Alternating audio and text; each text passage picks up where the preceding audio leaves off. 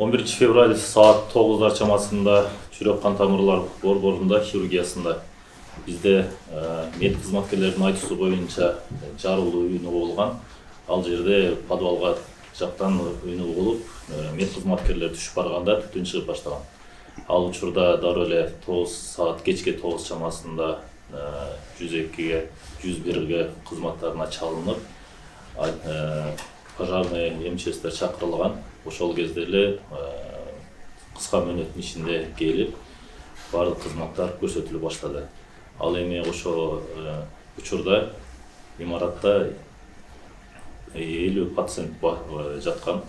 50 пациенттин баары алып чыгарылып, жанындагы кардиология и терапия имаратына жайгаштырылды.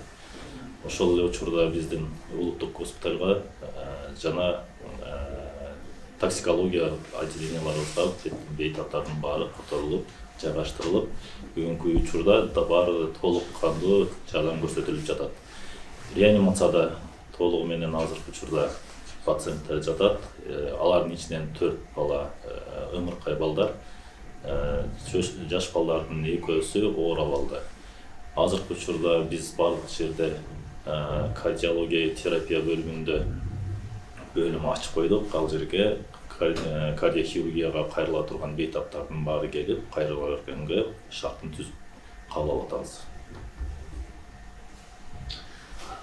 Ошондо эки бала тяжелый болгондо, ошо өрттүн кесепетинен тяжелый болгон состояниясы жагандай. Костная заболевание. Да, они были после операции. Сиз айтып жатсыз ошону. Бул балдар деген өзү оор абалдагы балдар болгон. Себеби дегенде жүрөгүнөн операция болгон балдар, бул реанимацияда жаткан балдар болгон ал жерде ошол учурда. Ошондуктан булар аппаратта жаткан жана оор абалдагы балдарды которуп алып чыгып, кайрадан реанимация бөлүмүнө жайгаштырышкан. Өрттүн кесепетинен жабыркагандарчы? Өрттүн кесепетинен бул жерде өрт подвалда чыккан. Бул жерде оборудованиядан от чыккан деп жатышат. Ал эми өрттүн бир гана түтүн гана отделенияларга чыккан. Өрт жогорку этаждарга чыккан эмес, түтүн. Изге улангандар барбы? Изге улангандар бар. Биздин медицина кызматкерлер жана ата-энелердин арасынан изге улангандар бар. Алар жаткырылды. Бүгүнкү күнү жарым чыгарылып, мед кызматкерлер улангандар уже өзүнө келип, кайрадан эле жардам көрсөтүп, элдерге жардам көрсөтүп жатышат. 4 мед кызматкер азыркы учурда кайра эле жумушка кайтты, ишин аткарып жатат толук кандуу. Видеодо интернетте жүрмүштү, этаждардын дагы жалын чыгып аткан учурлар барбы? Айнектерденчи? Айнектерден түтүн чыгып аткан видеолору турат. Биз дагы барып ошол жерде жүрдүк.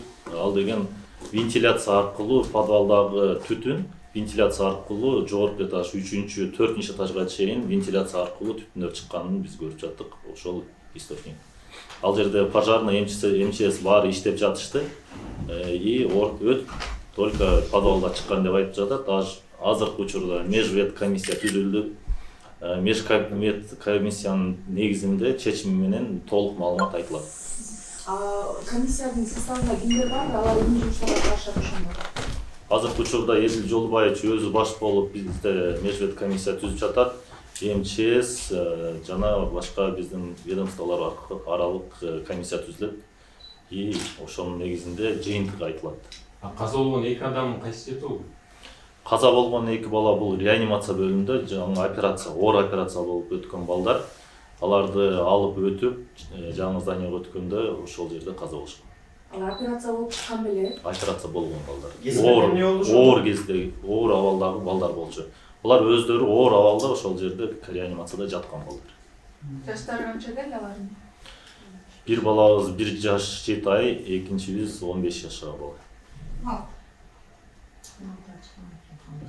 Өрттөнгөн жер кайда, качан калыбына келтирилет? Бизге азыр межвед комиссиянын жыйынтыгы керек, жана ошондой эле бизге ал жерде курчоого алып эч кимди киргизбей турат. Комиссиянын чечими чыккандан кийин уруксат берилсе, андан кийин ремонт иштери башталат. Ошондо бир гана подвал эле жабылган, баягы диагностика болуп аткан. Же андан башка дагы этаждагы оборудование башкалар дагы күйүп кетти. Подвалдагы оборудованиялардан өрт чыккан. Ал эми башка этаждагылар кирип чыккан учурда эле терезелерин ачып, ревизия кылган кезде эле жабыртатты, калганы жакшы эле. Мындан кийин жүрөк менен ооруган балдар кайсы жакка кайрылат? Негизинен ушул жакта операция кылып, дарылуу ушул жакта болуп жатат. Эми кандай болот? Пландалган операциялар болот. Азыркы учурда кардиология жана терапия бөлүмүндө кабыл алуу бөлүмдөрү уюштурулду. Ал жерде кабыл алып баштай беребиз. Эгерде операцияны талап кыла турган бейтаптар боло турган болсо, ал жерге дагы операционный деп биз дайындайбыз.